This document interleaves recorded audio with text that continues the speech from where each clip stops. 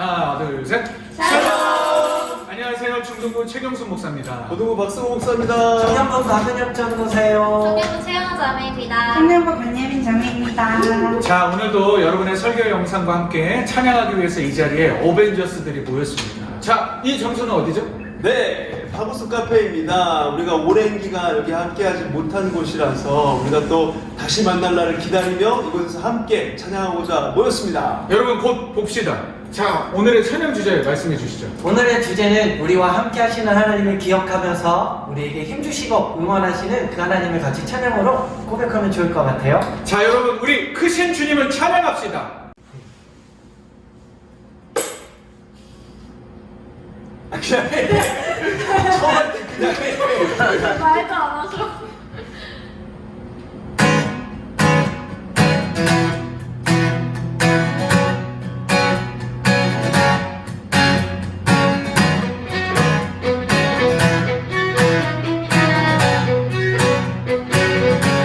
할렐루야.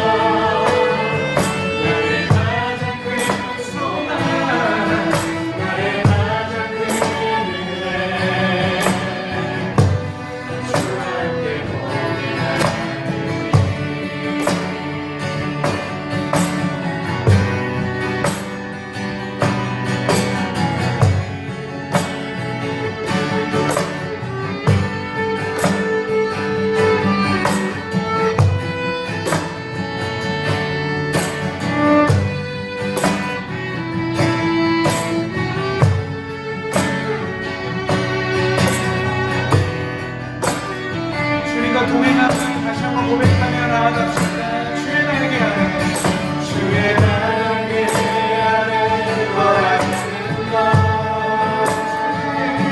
주의 임재 아래 거하는 것, 나의 가장 큰 소망, 나의 가장 큰 은혜, 주와 함께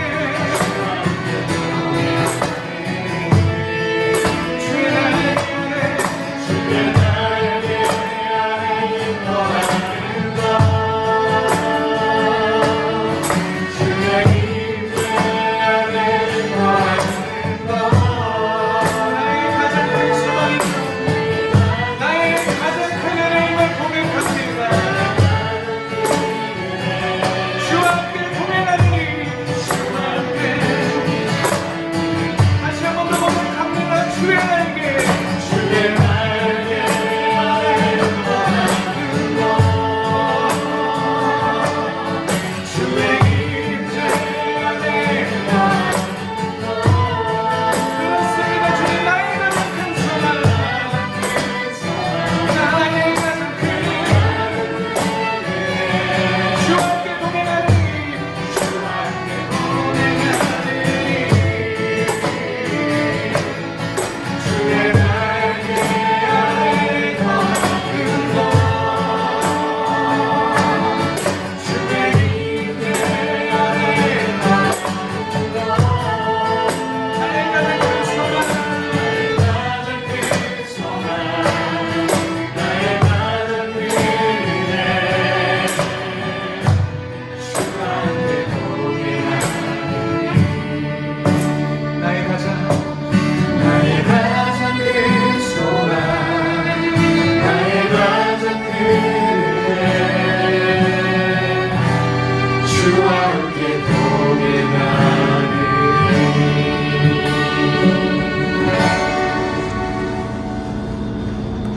사랑해 주님 감사합니다. 오늘 이 자리에 영상으로나마 예배의 자리에 있게 하심을 감사합니다. 현 시점 우리 선생님들과 친구들 코로나로 인해 많은 사회적 생활에 제약 가운데 있습니다. 이 시간 마음대로 할 수 있는 것도 없고 답답하기만 한 상황일 수도 있습니다. 그러나 이 또한 주님의 섭리 안에 있음을 고백합니다. 제약된 시간에 우리의 인간의 무능함을 한 번 더 고백해 하시고 주님 앞에 겸손히 나아갈 수 있는 우리들이 될 수 있도록 은혜 부어 주시옵소서. 이 시간들 가운데 주님을 더욱더 사모하며 주님과 교제하는 시간이 될 수 있도록 하여 주시옵소서. 이 어려운 시간에도 주님께서 나에게 들려주시고 하시는 음성이 무엇인지 더욱더 주님께 귀 기울이는 시간이 되게 하여 주시옵소서. 이 시간 코로나 종식을 위해 애쓰고 있는 이 나라의 지휘부와 현장에서 애쓰고 있는 어르신들을 축복하시어 하루속히 코로나가 종식될 수 있도록 은혜 베풀어 주시옵소서. 무엇보다 우리 친구들 가운데 힘든 3학년 친구들을 더욱더 생각하시고 은혜 베풀어 주시옵소서. 담담히 이 힘든 시기를 잘 견뎌 승리할 수 있도록 힘을 실어 주시옵소서. 이 시간 말씀 전하실 박성호 목사님에게 말씀의 능력 부어주시고 영적으로나 육적으로나 지치지 않게 하여 주시고 성령 충만케 하여 주시옵소서. 하루속히 우리 선생님들과 친구들 교회에 나와 마음껏 예배드릴 수 있도록 은혜 부어 주시옵소서. 이 모든 말씀 날 구원하신 예수님 이름으로 기도드립니다. 오늘 우리에게 주시는 하나님 말씀은 요한복음 4장 46절부터 54절까지 말씀입니다. 좀 긴데 제가 읽어드릴게요. 예수께서 다시 갈릴리 가나에 이르시니 전에 물로 포도주를 만드신 곳이라. 왕의 신하가 있어 그의 아들이 가버나움에서 병들었더니 그가 예수께서 유대로부터 갈릴리로 오셨다는 것을 듣고 가서 청하되 내려오셔서 내 아들의 병을 고쳐주소서 하니 그가 거의 죽게 되었음이라. 예수께서 이르시되 너희는 표적과 기사를 보지 못하면 도무지 믿지 아니하리라. 신하가 이르되 주여 내 아이가 죽기 전에 내려오소서. 예수께서 이르시되 가라 내 아들이 살아있다 하시니 그 사람이 예수께서 하신 말씀을 믿고 가더니 내려가는 길에서 그 종들이 오다가 만나서 아이가 살아있다 하거늘 그 낫기 시작한 때를 물은즉 어제 7시에 열기가 떨어졌나이다 하는지라. 그의 아버지가 예수께서 내 아들이 살아있다 말씀하신 그때인 줄 알고 자기와 그 온 집안이 다 믿으니라. 이것은 예수께서 유대에서 갈릴리로 오신 후에 행하신 두 번째 표적이니라. 아멘. 네, 우리 고등부 친구들 한 주간 잘 지냈나요? 이제 거의 끝이 보입니다. 오늘부터 우리 고등부 쌤들은 고등부 예배를 드리던 시간에 모여서 기도회를 하고 있어요. 우리 친구들도 함께 했으면 좋겠지만 아직은 그렇지 못한 상황이기 때문에 먼저 선생님들이 모여서 여러분들을 위해서, 그리고 코로나19가 하루속히 끝나고 우리 고등부가 함께 모여 예배하게 되기를, 그리고 전보다 더 한 단계 성장해 나가는 우리 고등부가 되기를 기도하고 있습니다. 이제 어른들은 부분적으로 교회에 나올 수 있는 상황이 되었지만 우리 고등부 친구들을 포함해서 우리 교육부서 아이들은 아직 학교에 가고 있지 않기 때문에 우리 교육부서는 조금 더 기다려야 될 것 같아요. 이제 정말 끝이 보이는 상황이기 때문에 2달 넘게 기다렸지만 2, 3주 정도만 조금 더 기다려보면 좋은 소식이 들리지 않을까 기대해 봅니다. 저와 다른 목사님들은 이제 뭐 2달이 넘어가고 끝이 보이는 상황이지만 그럼에도 불구하고 할 일을 더 열심히 해야 되기 때문에 여러분들에게 조금 더 은혜로운 컨텐츠를 제공하고자 지난주부터 찬양도 하고 영상 편집도 하고 공과 대시 퀴즈도 하고 여러 가지 시도를 하고 있어요. 저는 여러분들에게 좀 더 분명한 목소리를 들려주기 위해서 마이크도 구매했습니다. 유튜버 꿈나무입니다. 오랜 영상 예배로 이제 지칠 대로 지쳐있을 우리 고등부 친구들 조금만 더 힘을 내시길 바랍니다. 앞에 찬양도 열심히 다시 돌려서 따라 부르고, 그리고 설교도 열심히 듣고, 그리고 또 오늘도 지난주와 마찬가지로 공과 대신 퀴즈, 공과 이후에 나가게 되니까 퀴즈 참여해서 댓글로 남겨주시길 바랍니다. 지난주에 10명 선물 준비했었는데 9명이 참여를 했어요. 좀 아쉬웠지만 그래도 여러분들 참여를 하고 조회수가 높아지고 있다는 것에 감사하고 있습니다. 여러분 웬만하면 참여만 해도 기프티콘을 받을 수 있는 거예요. 9명이 다 받아갔으니까요. 선착순이 아니니까 여러분들 다 많이 참여해 주시길 바라고, 말씀도 열심히 듣고 은혜도 2배 받고 선물도 받아가고 얼마나 좋습니까? 여러분들 열심히 참여해 주시길 바랍니다. 오늘은 요한복음에 나타난 7가지 표적 가운데 2번째 시간입니다. 지난주에 물을 포도주로 만드신 그 첫 번째 가나 혼인잔치 표적에 이어서 2번째로 등장하는 표적을 볼 차례예요. 유서 깊은 무디 교회 목사인 어윈 루저의 7가지 대표적인 기적이라는 책에 보면 이런 이야기가 소개되고 있습니다. 여러분들 얼마 전에 영적전쟁 열심히 들었는데 들었던 친구들은 기억을 할 거예요. 목사님께서 하셨던 말씀이었습니다. 어느 날 교회 옆에 위치한 그 술집 주인이 이웃교회 교인들이 자기가 경영하는 그 술집이 천둥벼락을 맞아 없어지게 해달라고 기도했다라는 소식을 들었어요. 술집을 없어지게 해달라고, 천둥벼락 맞아서 없어지게 해달라고 교인들이 기도했다는 소식을 들었어요. 그런데 몇 주 후에 정말로 그 술집이 천둥벼락을 맞아서 불타 사라지고 말았습니다. 그러자 술집 주인은 변호사를 고용해서 교회를 고소하고 손해배상을 청구하기에 이르렀죠. 그러자 교회 측을 대표하는 교회 지도자가 나와서 스스로의 입장을 변호하면서 한다는 소리가, 아무리 교인들이 그런 기도를 했다고 해도 술집이 그 결과로 천둥벼락을 맞았다는 것은 증명할 수가 없는 것입니다. 어떻게 그것을 증명할 수가 있습니까? 이렇게 변호하면서 답변을 했죠. 그러자 고심하던 재판관은 마지막 최후 판결을 이렇게 내렸습니다. 술집 주인은 기도를 믿었고 교회는 기도를 믿지 않았음. 네, 우리 영적전인대 목사님이 하신 이야기 들었던 이야기죠. 이 믿음에 관한 재미난 이야기이지만 오늘 본문에 보면 믿음과는 전혀 상관이 없었던 한 사람이 보여준 믿음과 그 믿음으로 인생의 어려웠던 위기를 극복한 한 이야기를 볼 수가 있습니다. 성경은 그가 왕의 신하였다라고 기록을 하면서 시작을 하죠. 당시 갈릴리 지역을 통치하고 있었던 헤롯 안티파스의 고위층 신하였을 것입니다. 그는 권력과 재력, 영향력을 가진 사람이었어요. 그런데 그의 아들이 병에 걸려서 사경을 헤매고 있는 거예요. 물론 그는 자신이 권력을 가지고 있기 때문에 그 가진 권력을 가지고 재력을 가지고 그리고 그 영향력을 총동원해서 병을 고치려고 노력을 했을 것입니다. 그러나 그의 아들에게는 회복의 기미가 보이지 않는 거예요. 다만 죽음의 징후만 점점 더 가까워지고 있었습니다.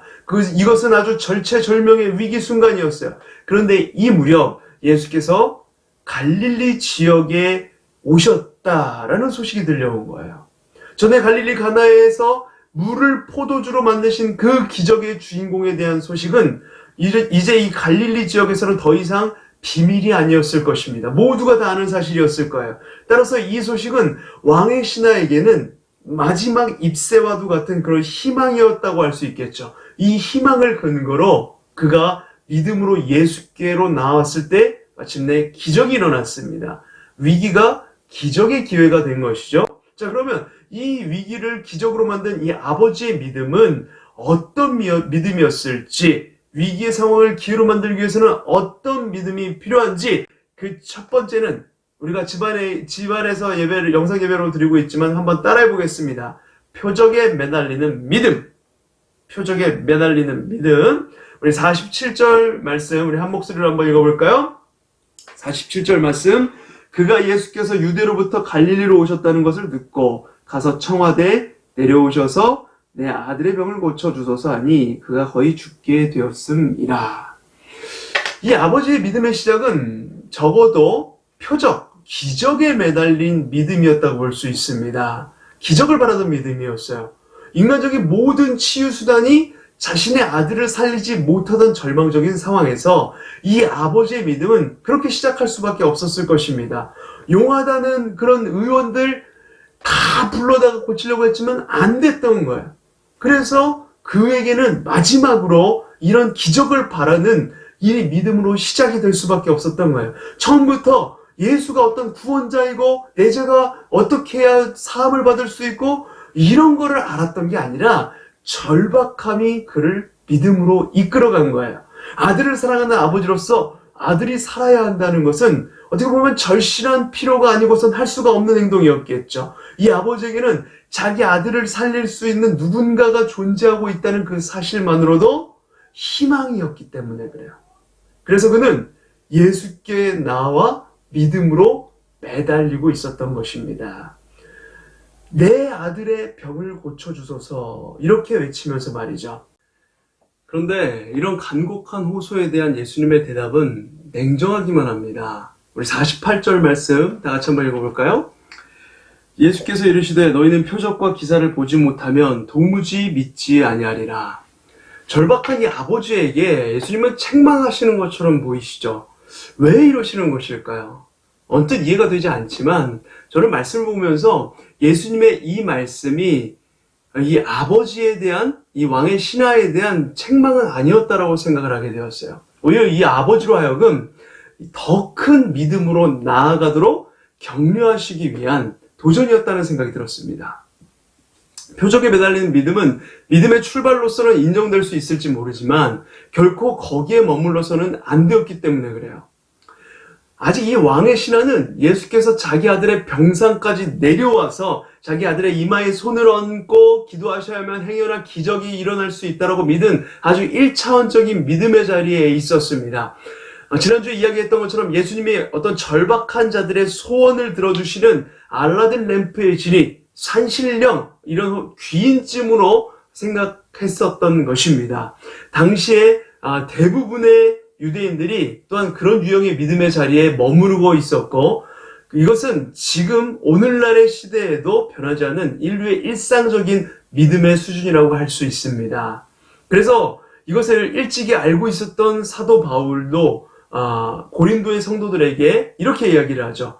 유대인은 표적을 구하고 헬라인은 지혜를 찾으나, 이렇게 얘기를 해요. 표적에 매달리는 믿음, 기적에 매달리는 믿음, 그것은 믿음의 어떤 출발점, 시작으로서는 필요하지만 거기에 머물러서는 부족한 믿음인 것입니다. 진정한 기적을 경험하기 위해서 이 왕의 신하에게는 그 다음 단계의 믿음이 필요했던 것이죠. 그러나 우리는 그와 동시에 우리가 경험하는 대부분의 기적이 이런 표적에 매달리는 믿음에서 시작된다는 것도 인정해야 합니다. 여러분, 부모님과의 관계에서, 친구 관계에서 오르지 않는 성적으로 인해서 위기에 처해 있다는 생각이 드십니까? 코로나19 희망이 보이는 듯하지만 무언가 새롭게 만지실, 새롭게 나를 다시금 신앙으로 이렇게 새롭게 만들어내실, 인도하실 그 하나님의 도우심이 필요하신가요? 희망이 필요하세요? 그렇다면 예수님께 나오시길 바랍니다. 그분의 능력을 믿어보세요. 그분에게 표적을 달라고 기도하시길 바랍니다. 표적에 매달리는 믿음, 유치해 보일지 모르지만 그것이 믿음의 출발점, 믿음의 시작점이 됩니다. 우선 거기에서부터 시작하시길 바라요. 그러면 당신의 위기는 믿음의 기회가 될 것입니다. 그리고 거기에서 다음 믿음의 단계로 나아가시길 바랍니다. 그러면 왕의 신하가 보여준 그 믿음의 다음 단계는 무엇일까요? 위기의 상황을 기회로 바꾸는 믿음. 그 두 번째, 따라합시다. 말씀을 신뢰하는 믿음. 우리 49절 말씀, 우리 한 목소리로 한번 따라 읽어보겠습니다. 신하가 이르되 주여 내 아이가 죽기 전에 내려오소서. 아직도 예수님의 기대를 알아차리지 못한 이 왕의 신하는 또 한 번 예수님께 요청합니다. 주여 내 아이가 죽기 전에 내려오소서. 이때 예수님의 반응이 무엇이었습니까? 그의 아들이 아파 누운 곳으로 직접 내려가셨습니까? 그렇지 않죠. 그냥 말씀으로만 선포하세요. 50절 앞부분 말씀을 우리 한번 한 목소리로 읽어보겠습니다. 시작. 예수께서 이르시되 가라 내 아들이 살아있다 하시니. 여기까지요. 왕의 신하와 함께 그의 아들의 병상에 내려가 그의 이마에 직접 손을 얹으시고 안수하여 기도하실 수도 있었겠지만 예수님은 그렇게 하지 않으시고 다만 치유의 말씀을 선언하시는 것으로 반응을 하십니다. 왜 그렇게 하셨을까요? 이 또한 예수께서 이 반응을 통해 왕의 신하의 믿음이 한 단계 성숙해 가길 기대하신 것이죠. 진정한 기적은 눈에 보이는 어떤 가시적인 방법, 표적으로만 나타나는 것이 아니라 말씀에 의지하고서도 얼마든지 가능하다는 것을 가르치시고 싶으셨던 것입니다. 그리고 왕의 신하는 이런 주님의 기대에 부응하는 어떤 성숙해 보이는 반응으로 나타내죠. 다시 50절 하반절 말씀을 우리 한번 읽어보겠습니다. 그 사람이 예수께서 하신 말씀을 믿고 가더니 아멘. 믿음의 근거로 이제 말씀을 붙들고 있는 이 아버지의 모습 보시길 바라요. 이 순간 이 아버지의 믿음의 근거가 달라지기 시작하는 것입니다. 이제 더 이상 자기 마음속에 존재하던 어떤 희망에서 믿음의 근거를 찾는 것이 아니라 예수님의 말씀이 믿음의 근거가 된 것이죠.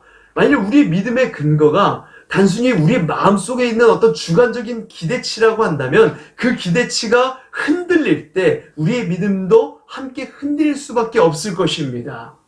그러나 만약 우리의 믿음의 근거가 상황에 따라서 어떤 휙휙 바뀌거나 그러지 않는 주님의 객관적인 이 말씀에 있다고 한다면 우리의 믿음도 그만큼 견고해질 수 있는 것이 아닐까요? 미성숙한 믿음과 성숙한 믿음, 그 차이, 복을 바라는 기복적인 믿음과 성경적인 믿음의 차이는 믿음의 근거가 결정하는 것입니다. 오늘 여러분의 믿음의 근거는 무엇에 있습니까? 아직도 자신의 마음속에 존재하는 희망이나 기대에 있나요? 아니면 이 하나님의 말씀에 있으신가요? 이 왕의 신하의 믿음은 짧은 순간에 놀라운 변화를 가져가게 되죠. 표적에 매달리는 믿음에서 말씀을 신뢰하는 믿음으로 옮겨져 가게 되는 것입니다. 그리고 바로 그 말씀에 대한 믿음이 결정적인 기적을 가져오는 것입니다. 그 말씀을 붙드는 순간 이제는 그 말씀이 그를 붙들기 시작하는 것이죠. 집으로 돌아가는 그의 가슴 속에는 이미 찬양이 샘솟고 있었을 거예요. 아마도 이 아버지는 집으로 뛰어가고 있었을 것입니다. 기적의 현장을 확인하기 위해서 말입니다. 기적은 이미 그의 아들뿐 아니라 그의 아들의 병을 고치는 그 순간을 통해서만이 아니라 아버지의 마음을 바꾸고 있었던 것입니다. 말씀이 그의 인생을 그의 발걸음을 변화시킨 거예요. 전 세계 선교에 큰 영향을 미쳤던 미국의 토레이 목사님이라는 분이 계세요. 이분이 열었던 성경학교를 통해서 배출된 제자들이 한국에 와서 복음을 전하는 그 복음의 통로로 많이 사용이 되었습니다. 이 목사님이 한 번은 성경학교에 입학하는 학생들을 인터뷰하면서 이렇게 물으셨어요. 자네는 날마다 믿음으로 승리하며 살아가는 모습이 무엇이라고 생각하는가? 그러자 그 제자가 대답을 하죠. 네, 제가 말씀을 붙들고 사는 거예요.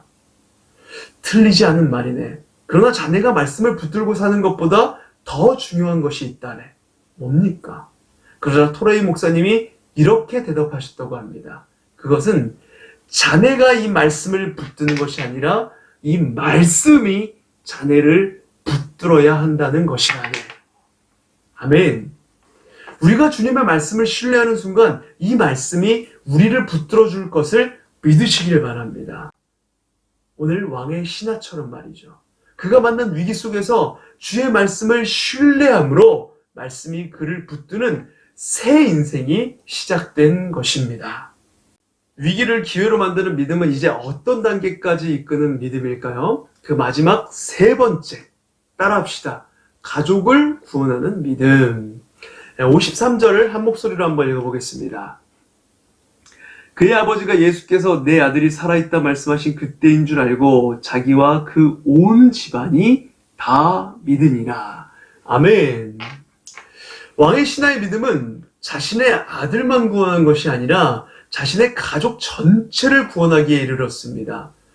빛이 어둠에 숨겨질 수 없는 것처럼 살아계신 주님의 일하심을 경험한 사람들의 간증 또한 숨겨질 수가 없는 것이죠. 그리고 그 간증은 가장 가까이에서 실제로 목격한 사람들에게서 영향을 미칠 수밖에 없는 것입니다. 그 결과가 가족 구원으로 나타납니다.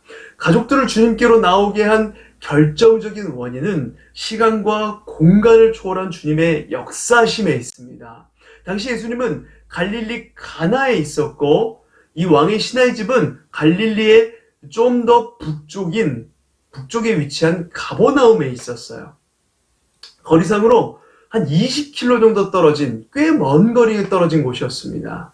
그래서 길이 불편한 산지였던 곳이었기 때문에 걸어가자면 7시간 이상 걸리는 아주 먼 거리였다는 것이죠. 근데 이 말씀을 이 왕의 신하가 믿고 자기 집으로 내려가던 중에 자기 집에서 주인을 만나러 오고 있는 종들을 만나게 됩니다. 종들은 주인의 아들이 열이 떨어지고 살아났다라고 주인에게 보고를 하죠.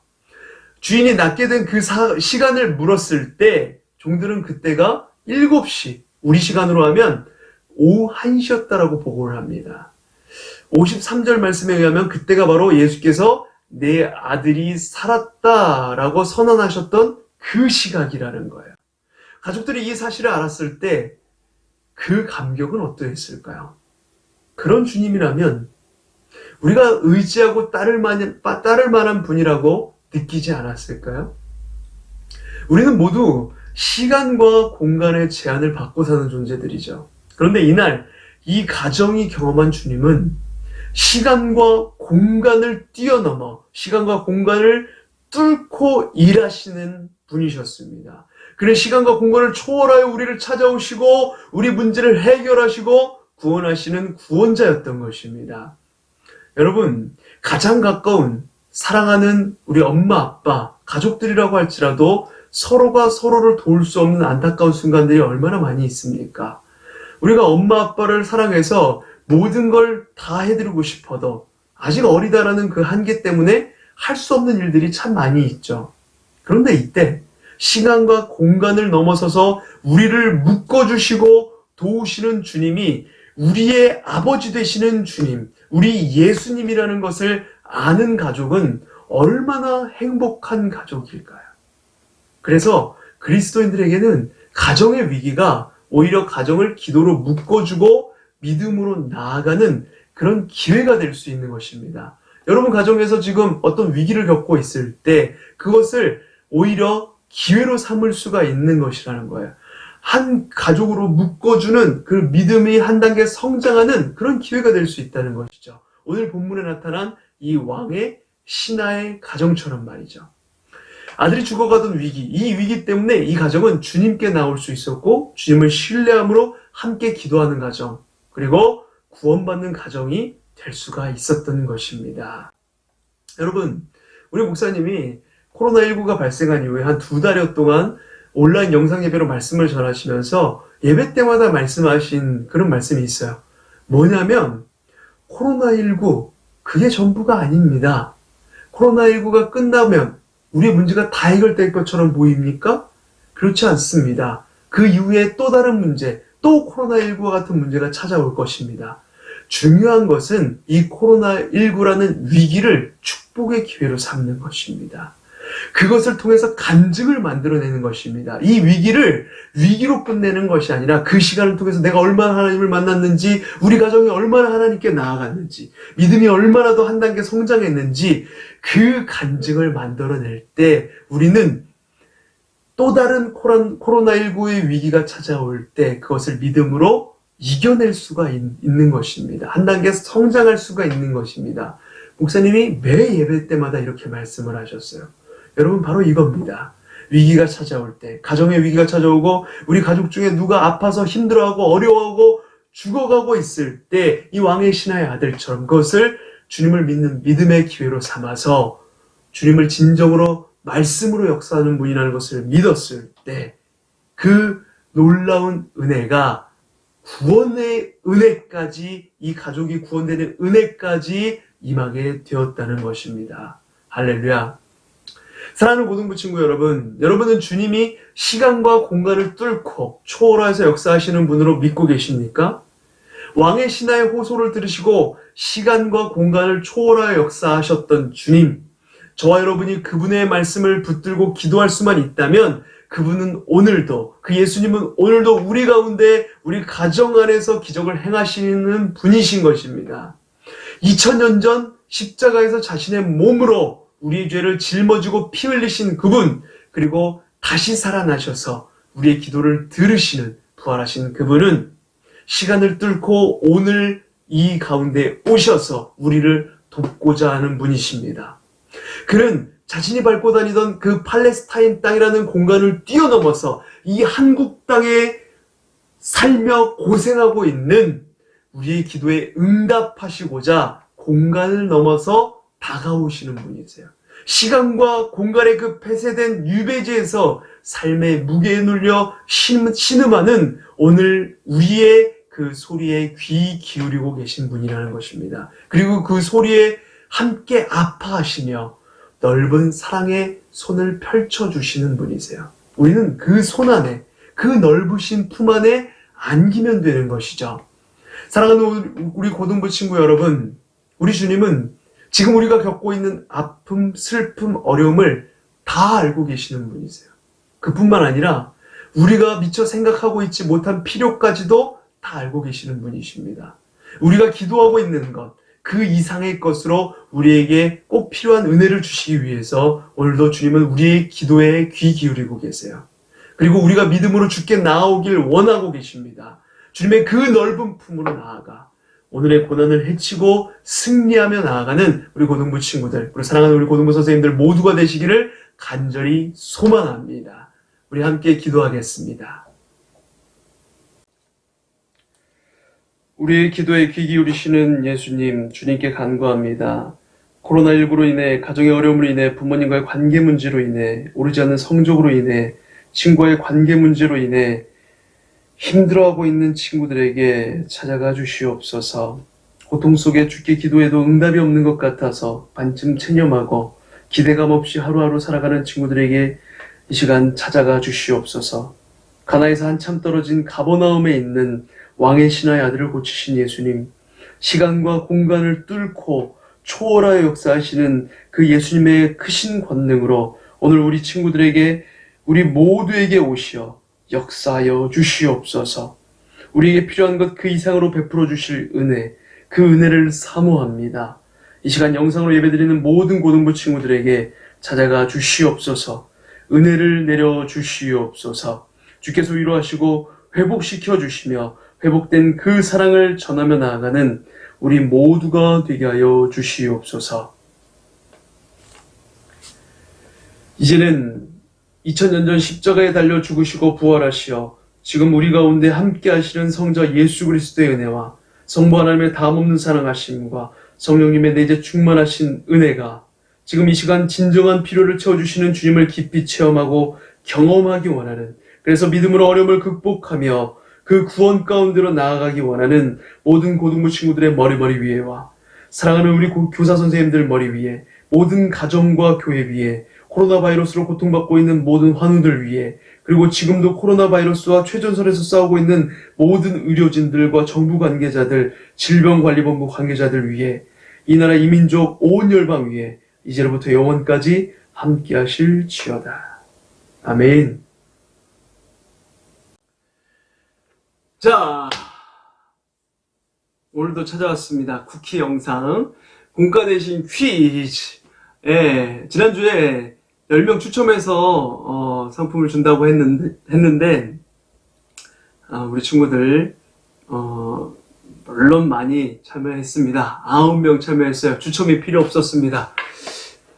이번 주에는 꼭 10명이 넘는 친구들이 많이 더 참여하여서 학년 상관없이 10명 넘는 친구들 많이 참여해서 선물을 다 주고 싶어도 이렇게 추첨을 해서 줄 수밖에 없는 그런 상황이 연출되기를 간절히 바라고 원하고 기도합니다. 예, 공과 대신 퀴즈 한번 시작해 볼까요? 자, 1번 문제. 왕의 신하가 처음 예수님을 찾을 수 있었던 것은 어떤 믿음이 있었기 때문인가요? 네, 2번 문제. 예수님께서 왕의 신하의 아들을 직접 안수하여 치유하지 않으시고 그저 치유의 말씀을 선언하시기만 했던 이유는 무엇일까요? 이거 특별히 강조해서 얘기했습니다. 네, 3번. 미성숙한 믿음과 성숙한 믿음의 차이는 무엇이 결정하는 것일까요? 4번. 왕의 신하의 온 가족들이 예수님을 믿게 된 결정적인 원인은 무엇일까요? 이것 또한 2번 강조해서 얘기했던 것 같아요. 자, 5번 문제. 시간과 공간을 초월하여 뚫고 오시는 그 예수님은 오늘 우리 또한 찾아오십니다. 그 주님께 하고 싶은 기도를 한 줄 이상 써보시기 바랍니다. 이거 굉장히 제일 중요한 문제예요.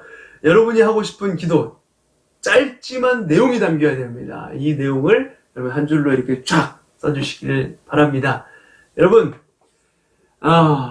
온라인 영상 예배 계속되고 있어서 지치겠지만 여러분 예배 드리면서 조금이라도 은혜로운 시간, 즐거운 시간이 되길 바랍니다. 여러분 이 설교도 은혜롭게 잘 듣고 또 공과 대신 퀴즈도 잘 참여해 주시기를 바랍니다. 여러분, 그러면 우리가 이 정답 영상으로 또 조만간 만나겠죠? 그러면 다음에 또 보겠습니다. 할렐루야.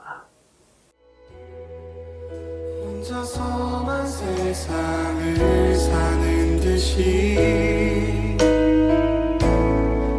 주가 멀어 보이기만 할 때 우리는 바라보아야 하네. 우리에게 오셨던 그 주님을